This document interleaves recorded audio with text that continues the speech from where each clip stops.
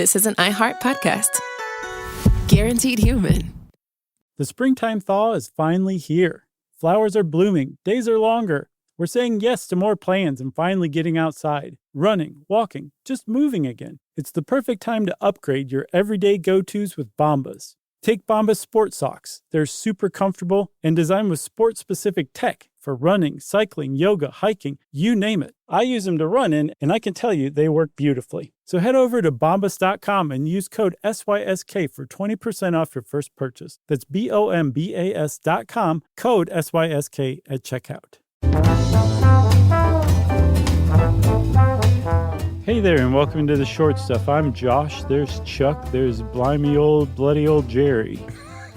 And this is Short Stuff, everyone. I get you every time, buddy. I don't think there's a single Short Stuff intro that I haven't made you snicker. They're all so silly. I love it. I'm glad you like it. So we talking about chippies? Yeah, man. So apparently chips, what we call in America French fries, what they call in France just fries, are called chips because it's short for chipped potatoes. That's right. Which is just cutting up a potato and frying it. Apparently that's chipping it. Which, I don't know, does that explain cream chipped beef? Like, do you cut up beef and fry it and then add it to like a creamy sauce? Is that where that comes from? I don't think it's fried. I think, or is it? I'm asking, buddy. Well, you have the light bulb above your head. I thought that meant you had an idea, not a question. No, that's a question mark. Okay. I have a light bulb in the shape of a question mark. I'm glad you finally noticed. I think chipped beef is just the quality of the beef is sort of chipped off. I don't think it's fried. I might be wrong. Know if that's it. I'm not sure. I like that. Okay, well, we're not talking about cream chip beef, are we? No. We're talking about fish and chips. We're talking about chippies, fish and chips. A chippy is a fish and chip shop. They're synonymous with the United Kingdom, of course. Yep. And I ate fish and chips every time I've been over to the United Kingdom. I'm sure you probably had a little bit. I never have. Really? I know. I feel like a total jerk, but researching this made me definitely guarantee that I will next time. Well, I mean, there are plenty of great things to eat in the United Kingdom that are known in the United Kingdom. Like tikka masala? Sure. Right. Did you have any of that? Yes. Okay. Plenty of that. But fish and chips, they hit their boom in the late 1920s. There were about 35,000 chippies in the UK. Now there are about 10,000 and change. Mm-hmm. And they serve 360 million meals a year in the UK of fish and chips. That's equal to 360 million Big Mac meals.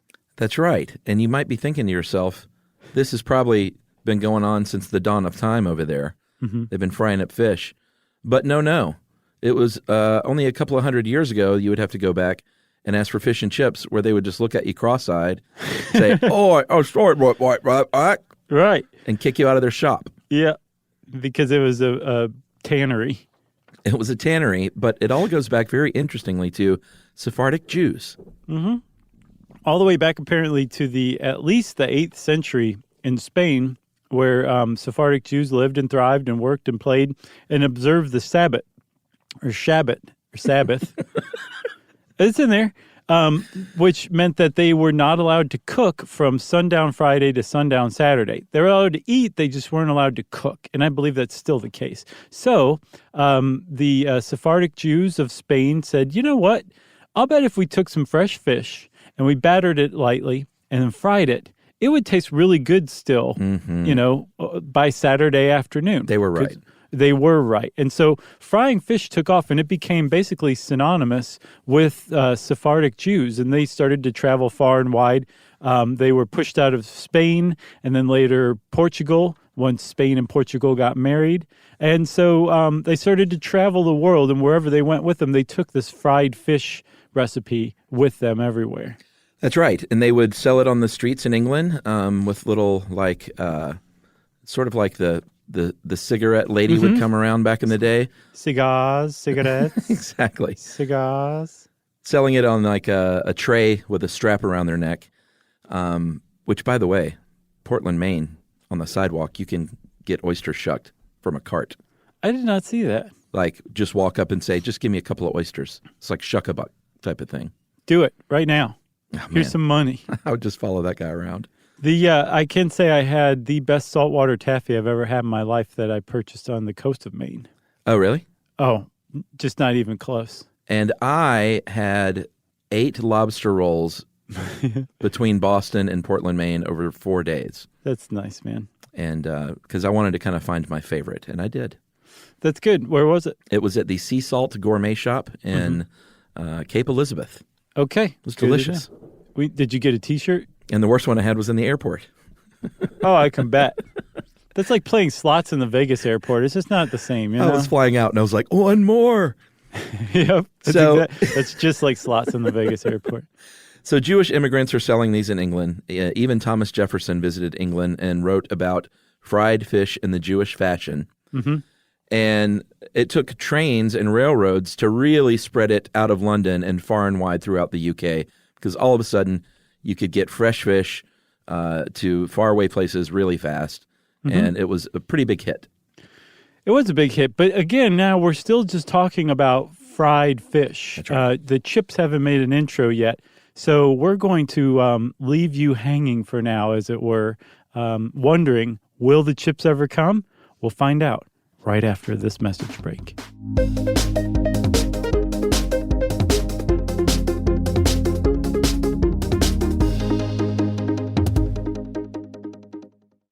The springtime thaw is finally here. Flowers are blooming, days are longer. We're saying yes to more plans and finally getting outside, running, walking, just moving again. It's the perfect time to upgrade your everyday go-tos with Bombas. Take Bombas Sport Socks. They're super comfortable and designed with sport-specific tech for running, cycling, yoga, hiking, you name it. I use them to run in, and I can tell you they work beautifully. So head over to bombas.com and use code SYSK for 20% off your first purchase. That's BOMBAS.com, code SYSK at checkout. So you're considering getting a home security system, but you want something that fits your space. Well, with ADT Blue, it's easy to customize a system that's right for you and set it up yourself. Just pick the kit and monitoring system that makes sense for your home. Yeah, well, let's say you're worried about package theft right off your front porch. The ADT Plus app can walk you through setting up a new doorbell camera kit. Once it's installed, ADT Pros can help you keep tabs on it 24/7, or you can manage it yourself from the ADT Plus app. That's right, there are no long-term contracts, so you can change your monitoring plan whenever you want. The flexibility doesn't end there either. You can add to your system as you need with things like extra cameras or motion sensors. Some life decisions are hard, but thanks to ADT Blue, you can get DIY trusted ADT home security in a snap. Head to ADT.com/BLU to build your system today. And to find out more about home protection, check out a new episode of Grown Up Stuff with security expert Joe Mazza out on June 9th.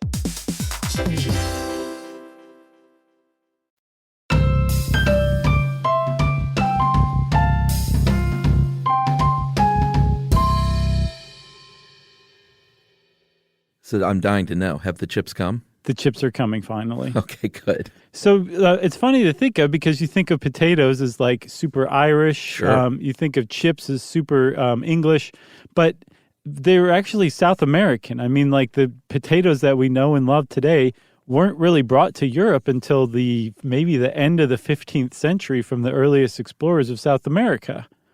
Yeah, and people weren't eating them up. Like, they were hard and weird, and everyone's like, I can't even eat this stuff. It's not even edible. So it took, Belgium's popular for their fries. Yes, because they do it right. They do it right. And that's where the whole fried potato thing started. Well, actually, in Spain in the 16th century. Mm-hmm. But then they brought them north to what was called then Spanish Netherlands, which is now close to modern-day Belgium. Right. And here's the deal. They would cut these things up into fish shapes and fry them, these fishermen would, Right. which is like the cutest thing ever to do in the 17th century. It is, but I don't think that has any connection whatsoever to fish and chips, does it?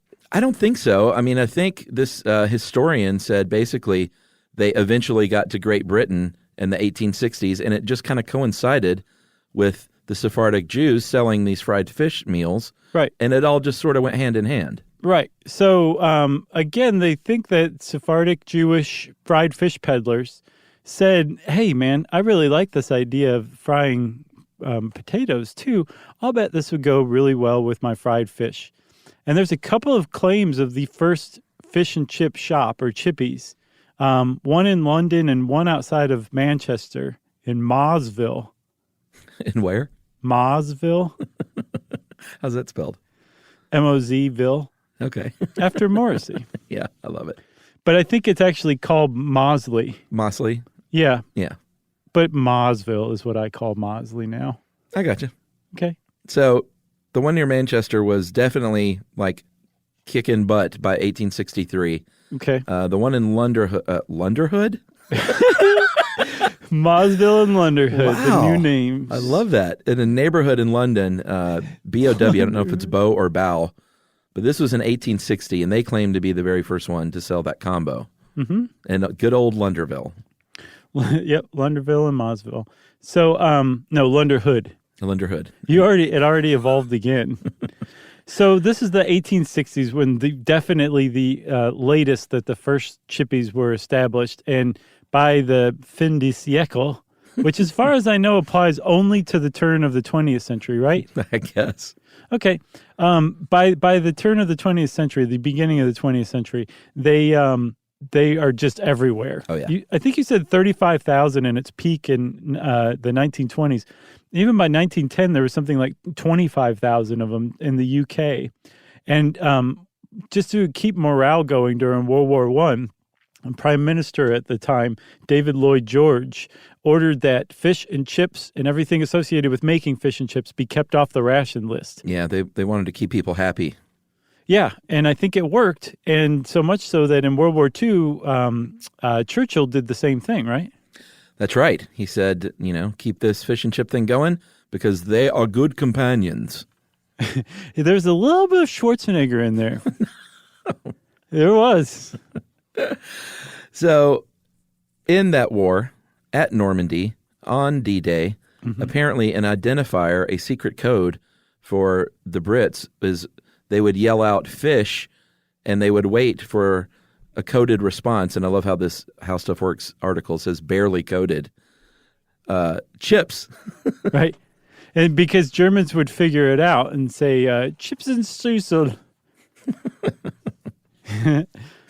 That was Schwarzenegger for sure. Sure, it was a little weak for Schwarzenegger.